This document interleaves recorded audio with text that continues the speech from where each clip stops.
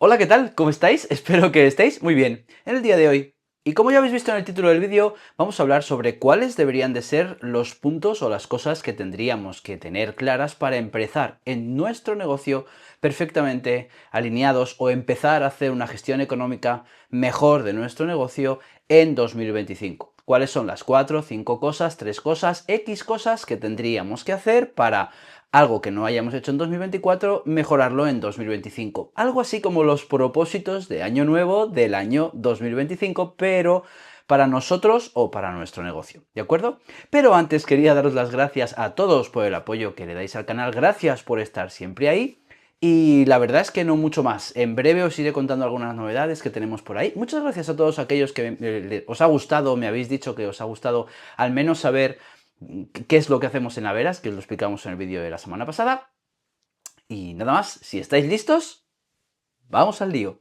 Vamos a ver, lo primero y fundamental a la hora de empezar bien el año que viene es primero saber dónde está nuestro negocio. Es fundamental que conozcáis no solo cuáles son vuestros ingresos, sino además tener claros cuáles son vuestros gastos y en qué grupos de gasto estamos teniendo esos gastos. Es decir, cuánto es tu coste de personal, cuánto es tu porcentaje de coste de personal con respecto a los ingresos.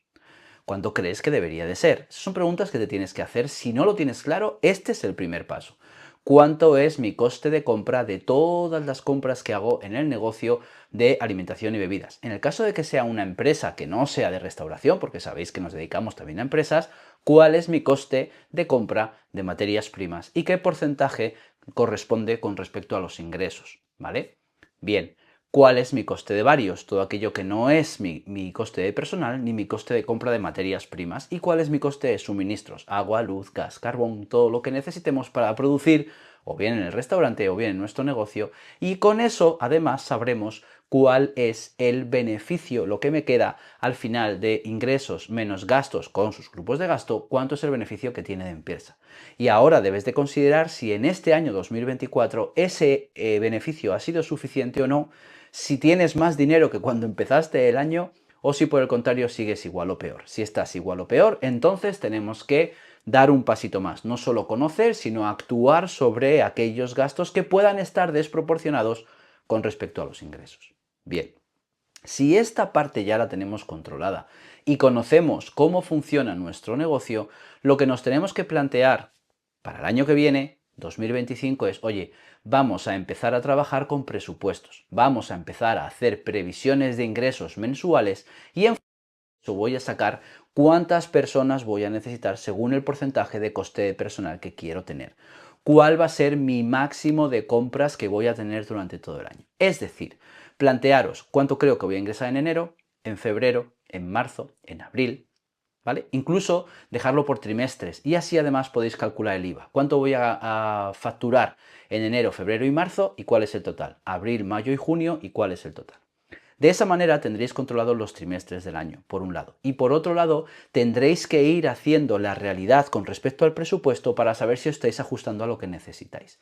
Haced unos ingresos que sean reales, que realmente no os estéis engañando pensando que vais a facturar muchísimo más. Tened en cuenta que seguramente tendréis que subir el precio a vuestra carta, porque el IPC va a estar, supongo, alrededor del 3 o el 3,5% este año, con lo cual tendremos que subir un poquito los precios para facturar, si trabajamos lo mismo, que facturemos un poquito más y nuestro dinero no pierda valor. ¿De acuerdo? Entonces, ¿cuánto voy a vender? Si queréis hacerlo mejor todavía, considerad cuánto creéis que vais a vender de una manera real y luego haced 20% por arriba en un caso optimista y 20% por abajo en un caso pesimista, para saber cómo actuar si los ingresos no están yendo en la misma línea en la que vosotros creéis que deberían de ir. ¿De acuerdo?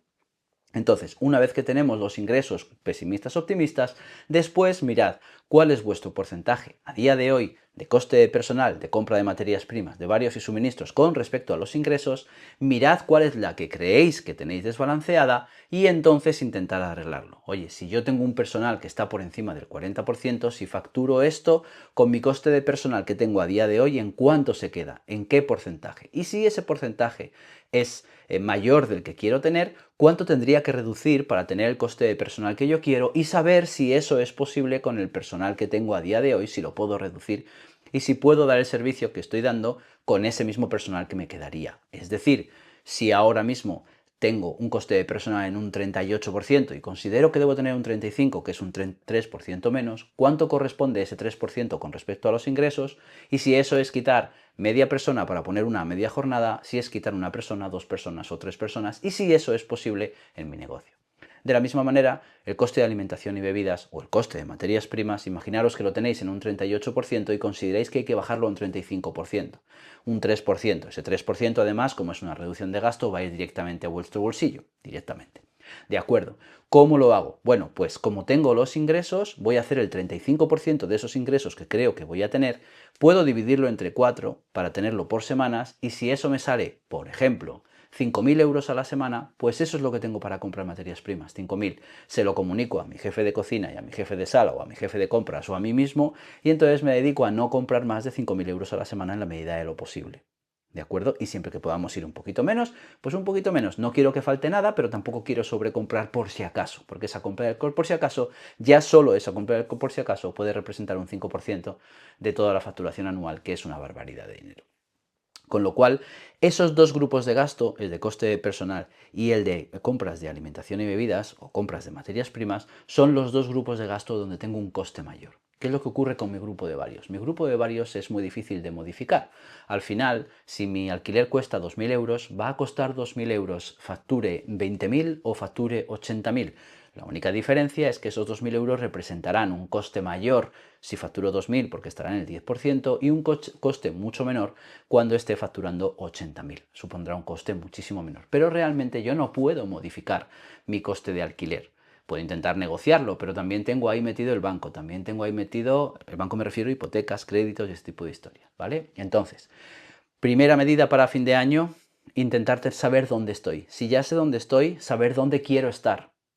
¿Cuál es mi deseo, mi carta a los Reyes Magos para el año que viene, mes a mes? Y con eso tendremos estructurado todos los ingresos y gastos con un 20% más o un 20% menos, si queréis, para hacerlo optimista y pesimista, en los 4 trimestres del año. Y además eso nos va a permitir que, si estamos metiendo todos los datos con IVA, ingresos con IVA y gastos con IVA, puedo saber cuánto dinero voy a tener que guardar ya en previsión, por ejemplo, para el IVA.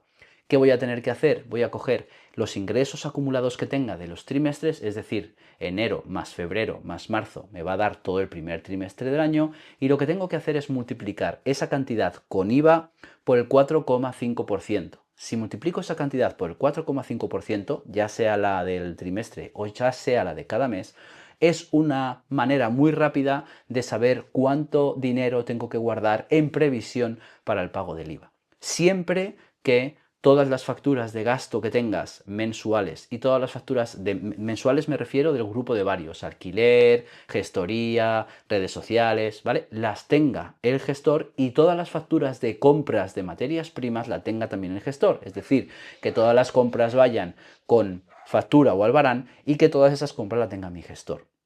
De esa manera, si hago un 4,5% de los ingresos, va a estar muy aproximado al dinero que voy a tener que pagar de IVA en el trimestre o en el mes. Y de esa manera, repito, de los ingresos con IVA. Y de esa manera ya no solo voy a saber dónde estoy, ya no solo voy a saber dónde quiero estar, sino que además voy a saber cuánto dinero tengo que guardar en una previsión de pago para el IVA, por ejemplo. ¿Vale? Yo creo que son tres cosas que son relativamente sencillas, saber dónde estoy, dónde quiero estar y cuándo tengo que guardar de IVA. Y creo que eso ya como para 2025 creo que es más que suficiente como para mejorar bastante la situación del negocio. Esas que os he dicho, junto con la de, por favor, revisar los precios de vuestra carta y subirlos al menos en consonancia con el IPC, porque a vosotros los os van a subir absolutamente todos, tanto los de alimentación como los de varios.